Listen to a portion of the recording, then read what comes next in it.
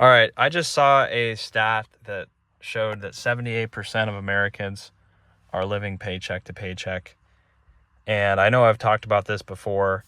That seems crazy high to me, but I also know that as people make more money, they tend to increase their lifestyle. I think they call it the lifestyle creep, where, if you're making $30,000 a year, maybe you're living in a cheap apartment with like one or two roommates, and you keep your overhead cost really low, and you're still paycheck to paycheck, even though you only make, maybe $2,000 or $3,000 a month.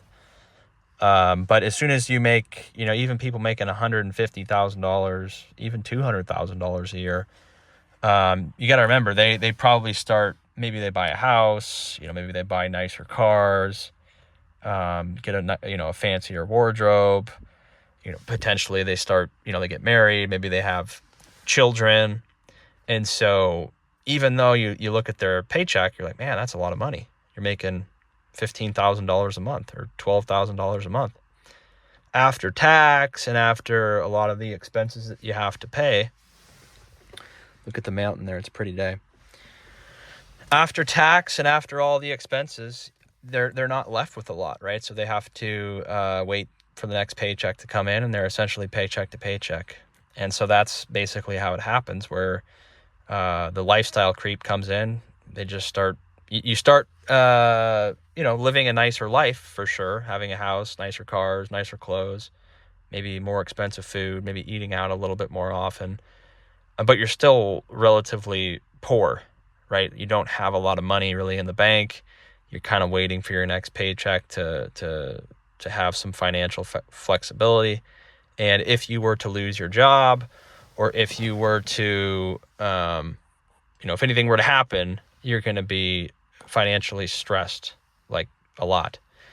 And so a lot of people are house poor, especially now. Like maybe you do have a house and maybe it's in a reasonable cost of living area. But the problem is the mortgage rate's 7 or 8%.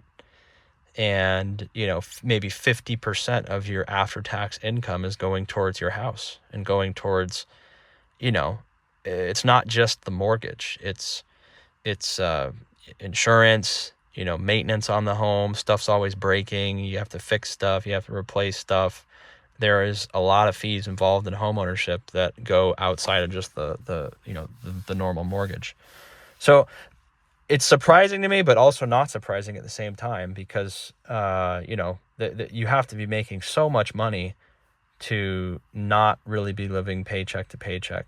And on top of that, you just consider how much inflation there is in services and in food and everything else, right? I mean, the grocery costs are way up, gasoline costs are up, vehicle costs are up. So unless you're making 10 to 20% more every year, you're going to be losing money. And I've said that, I know, a lot in other videos, but if you make $100,000 in year one, and then the second year you only get a 3% raise, you're making $103,000. The cost of living went up by 7 to 10%, right? So you're only getting a 3% raise.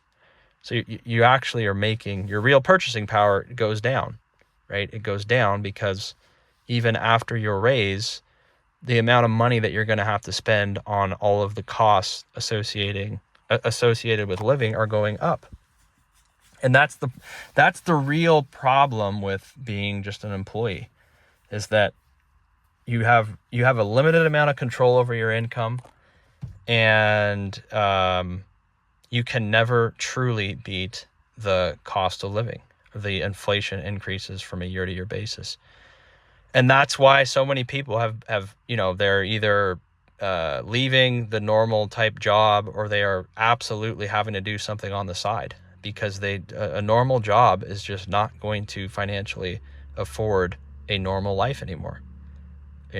You might be able to afford a modest home, maybe, right? But family, spouse, kids, all the expenses associated with that, both people have to be working, and you probably have to be clearing at least $150,000 a year on the low end to live, anywhere.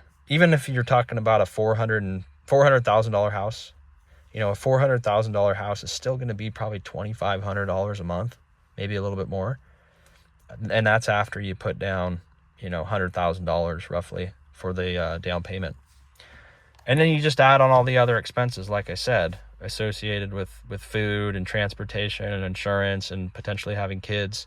You're going to have to be making, $12,000, $13,000 a month combined in order for that to even be possible. And I don't think a lot of people are there, right? And that's on the low end, right? So you preferably would obviously want to be making more. Of course, the more money you make, you end up paying more in tax. So, you always have to deal with taxes as well. So I don't know.